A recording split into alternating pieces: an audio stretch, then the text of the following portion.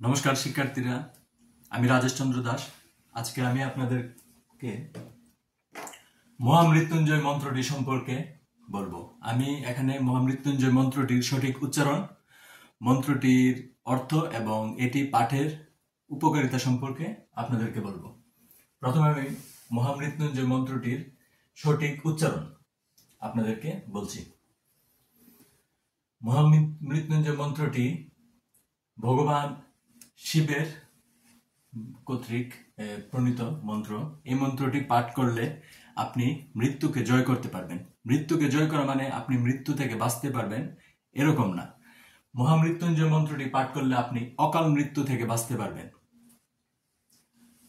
আমি মন্ত্রটি পাঠ করে প্রথমে শোনাচ্ছি, পরবর্তীতে আমি মন্ত্রটির সঠিক উচ্চারণ সম্পর্কে আপনাদেরকে বলবো। ॐ त्र्यम्बकं यजामहे सुगन्धिं पुष्टिवर्धनम् उर्वारुकमिव बन्धनान् मृत्युर्मुक्षीयमामृतात्। আমি মন্ত্রটির সঠিক উচ্চারণ আপনাদেরকে বলছি। এখানে এটির উচ্চারণ হবে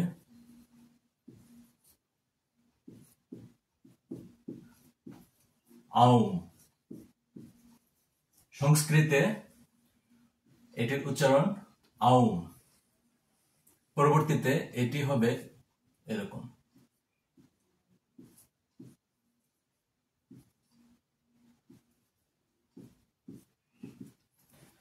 এখানে এটির উপরে রেফ থাকা মানে ত প্লাস র, এবং সংস্কৃতে জফলা বা বর্গীয় অন্তস্থ জ এর উচ্চারণ হবে ইয়। তো আমরা যদি দুইটাকে একসাথে করি তাহলে উচ্চারণটা এরকম হবে।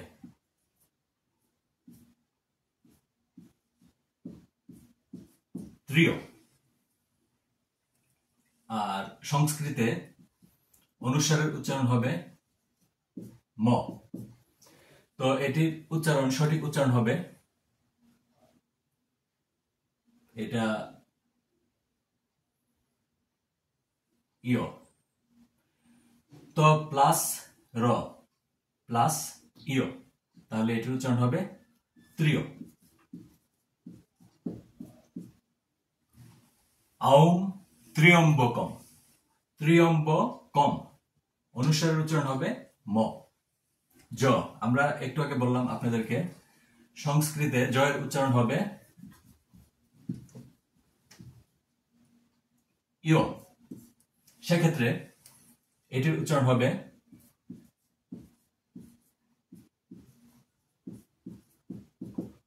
জয়ের পরিবর্তে আমরা লিখব ইয়, তাহলে এটির উচ্চারণ হবে ইয়জা মহে। ইয়জা মহে। পরবর্তীতে আমি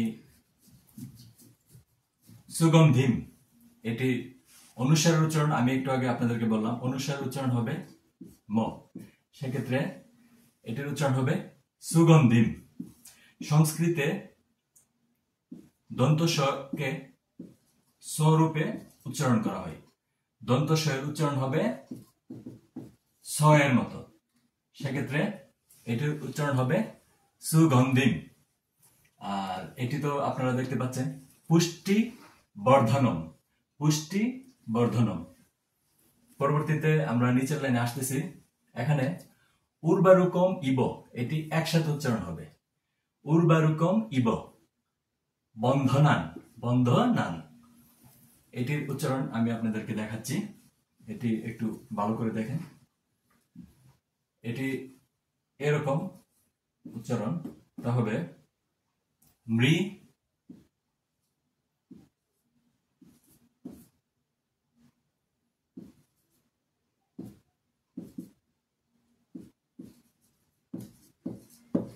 এখানে আমরা একটু আগে আপনাদেরকে বললাম জফলা এর উচ্চারণ হবে ইয়। সেক্ষেত্রে এটা হবে মৃ ত প্লাস ইয়। সেক্ষেত্রে হবে, সেক্ষেত্রে এটি হবে মৃত ইয়। এখন একার আকার থাকার কারণে এটা হবে মৃত ইউ, তাহলে এটির সঠিক উচ্চারণ হবে মৃত্যু, মৃত্যু। আর রেফ মানে হলো অন্তঃস্থ, সেক্ষেত্রে এটির সম্পূর্ণ উচ্চারণ হবে মৃত্যুর, মৃত্যুর, মৃত্যুর। আর সংস্কৃতে এই ক্ষীয় যে অক্ষরটিকে, এটিকে ক প্লাস মূর্ধন্য স, এইভাবে ক এবং মূর্ধন্য স দুটির উচ্চারণই এখানে করতে হবে। সেক্ষেত্রে এটির উচ্চারণ হবে মুখশীয়, তাহলে এটির সম্পূর্ণ উচ্চারণ হবে মৃত্যুর মুখশীয়। পরবর্তীতে আমরা এই লাইনটাতে এখানে যাচ্ছি। এখানে এটি সবচেয়ে গুরুত্বপূর্ণ একটি বিষয়, মামৃতাৎ। আমরা এটাকে মা প্লাস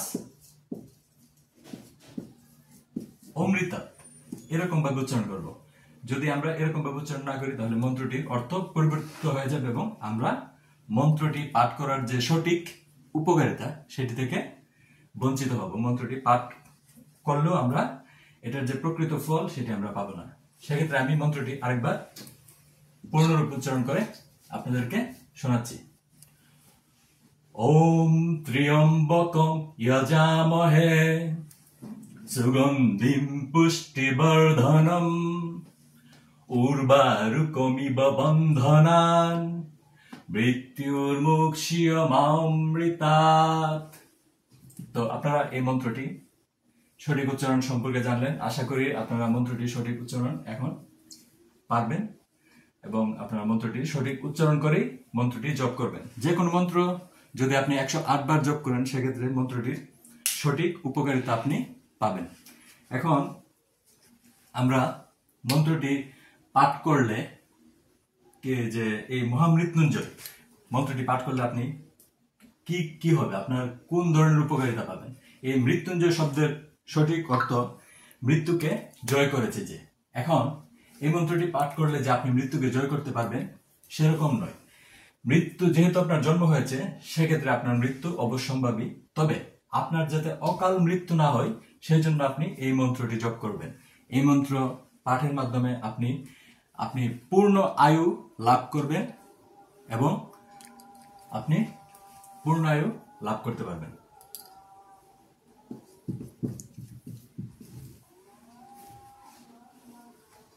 আমি মন্ত্রটির অর্থ সম্পর্কে আপনাদেরকে বলছি। এই প্রত্যেকটা এই যে শব্দের সঠিক অর্থ এখানে আমি বলতেছি।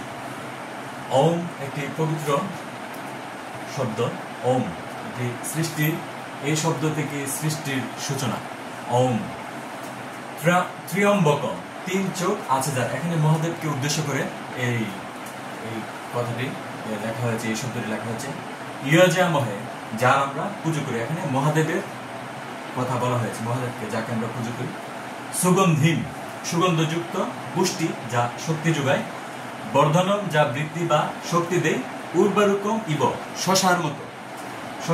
বন্ধনা, বন্ধন থেকে মুক্ত করতে পারেন যিনি। মৃত্যু মুক্ষীয়, মৃত্যু থেকে মুক্ত করে। মামৃতা, মুখ্য মেলার থেকে। এখানে এই শব্দটি, এই যে এখানে আলাদা আলাদা শব্দের অর্থগুলো আমরা আলোচনা করলাম। যদি এই পুরো মন্ত্রটির সঠিক ভাবার্থ আমরা দেখি তাহলে প্রকৃত ভাবার্থটি দাঁড়াচ্ছে এরকম: যার 3টি নেত্র রয়েছে, যিনি জগতের লালন পালন করেন, তার কাছে প্রার্থনা করি যে তিনি যেন আমাদের মৃত্যুর বন্ধন থেকে মুক্ত করে দেন। ঠিক যেমন একটি শশা পরিপক্ক হয়ে তার শাখা প্রশাখা থেকে মুক্ত হয়ে যায়, ঠিক তেমনি আমরা যখন এই সংসারে জ্ঞানের আলোকে পরিপক্ক হয়ে উঠব, তখন যেন আমরা মুক্তি থেকে বঞ্চিত না হই, অর্থাৎ মোক্ষ লাভ করতে পারি। এবং প্রত্যেকটা মানুষেরই জীবনের লক্ষ্য মোক্ষ লাভ করা। তো এই মন্ত্রটি পাঠের মাধ্যমে আমরা অকাল মৃত্যুর হাত থেকে রক্ষা পেতে পারবো। রোগ, সুখ, পীড়া, জরাবেদি এগুলো থেকে আমরা মুক্তি পেতে পারবো এবং আমরা পূর্ণায়ু শেষেই দেহত্যাগ করতে পারবো।